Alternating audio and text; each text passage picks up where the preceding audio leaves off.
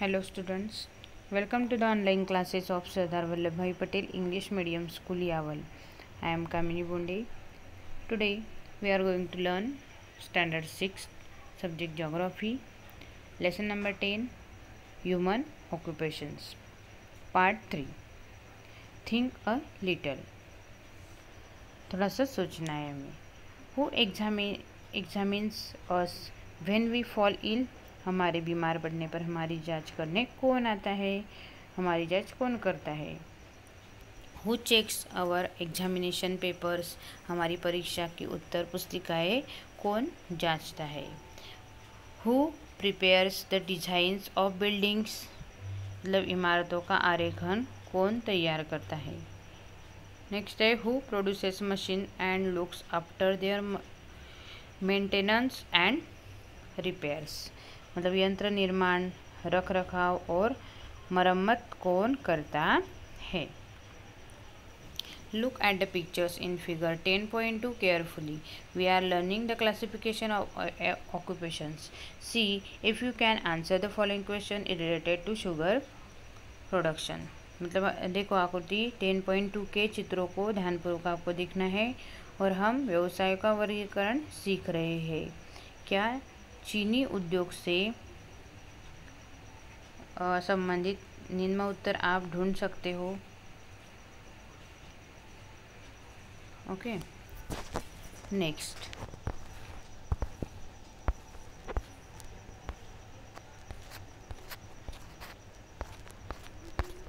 है classify the occupation from primary to quaternary. मतलब प्राथमिक से चतुर्थक व्यवसायों का वर्गीकरण आपको करना है. Which raw material is use in secondary occupation? मतलब द्वितीयक व्यवसाय के लिए कौन सा कच्चा माल उपयोग में लाया गया है. थर्ड है which is the finished product obtain in the secondary occupation? मतलब द्वितीयक व्यवसाय से कौन सा पक्का माल बन गया. नेक्स्ट है which are the service in tertiary occupations? मतलब तृतीयक व्यवसायों में किन सेवाओं का समावेश होता है. नेक्स्ट है which picture is related to a quaternary occupation? Can you name that occupation? मतलब कौन सा चित्र चतुर्थक व्यवसाय से संबंधित है और वे कौन से व्यवसाय है. नेक्स्ट है try this activity. Think of more such chains of occupations, draw their picture and classify them from primary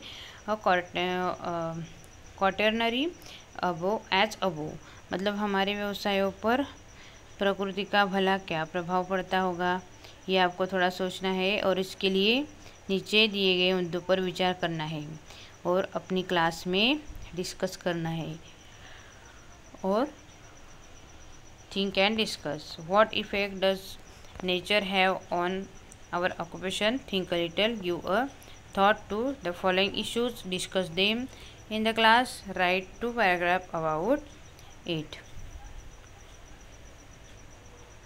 और इस पर एक पैराग्राफ भी आपको लिखना है. पहला है there have been no rains at all. Drought मतलब वर्षा हुई कि नहीं, सूखा या अवर्षण. नेक्स्ट पॉइंट है अ स्टॉर्म स्ट्राइक्स मतलब आंधी आई. नेक्स्ट है देयर वॉज एन अर्थक्वेक भूकंप हुआ. ऑन टाइमली रेन्स असमय वर्षा हुई. गुड रेन्स वर्षा अच्छी हुई. एक्सकेसिव रेन्स एंड फ्लड्स मतलब बहुत वर्षा हुई और बाढ़ आ गई. Next all of sudden a volcano erupts मतलब अचानक ज्वालामुखी फट पड़ा. नेक्स्ट है अ सुनामी हिट्स मतलब सुनामी आई. नेक्स्ट है डू इट योर सेल्फ, ये आपको करके देखना है. Which occupation are found in your area, तुम्हारे परिसर में कौन से व्यवसाय पाए जाते हैं। Which occupation is practice on a large scale, किस व्यवसाय की संख्या अधिक है। नेक्स्ट है find the reason behind it, यह संख्या अधिक होने की कारणों की जानकारी आपको प्राप्त करनी है। Discuss and find the reasons behind a particular industry being located in your area, तुम्हारे परिसर में कोई उद्योग चलता होगा तो इस उद्योग के वहाँ होने के कारण भी ऐसे ही विचार विमर्श द्वारा प्राप्त करने हैं आपको। Both human and natural factors affect occupations, can you find those factors, मतलब प्राकृतिक या मानवीय घटकों का प्रभाव व्यवसायों पर पड़ता है, क्या वे घटक तो ढूंढ सकते हो, वह देखना है आपको। Obtain information about the damage cause to the environment through different occupations, मतलब व्यवसायों के कारण पर्यावरण पर होने वाले हानिकारक परिणामों के बारे में आपको जानकारी लेनी है। अभी नेक्स्ट पेज पर हमें कुछ पिक्चर्स दिए हुए हैं।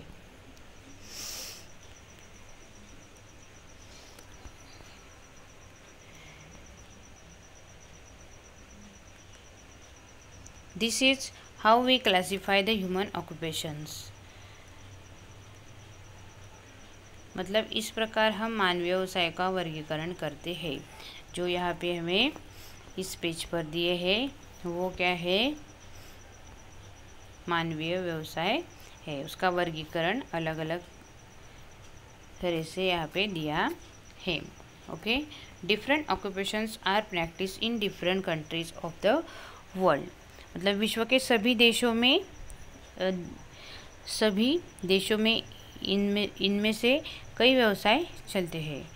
और through this occupations economic transactions occur within a country and between various countries. This transaction decide the country's production of various goods and their annual income. This in turn is used to decide the extent of the country's development. मतलब इन सभी व्यवसायों द्वारा ही देश के अंदर विभिन्न देशों के बीच आर्थिक व्यवहार होता है और इसके द्वारा ही किसी भी देश में उत्पादित विभिन्न वस्तुओं का उत्पादन और वार्षिक आय निश्चित होती है। और इसी के आधार पर कोई भी देश अन्य देशों की तुलना में कितना विकसित है या विकसनशील या विकासशील यह निश्चित किया जाता है। Okay, observe figure 10.3, this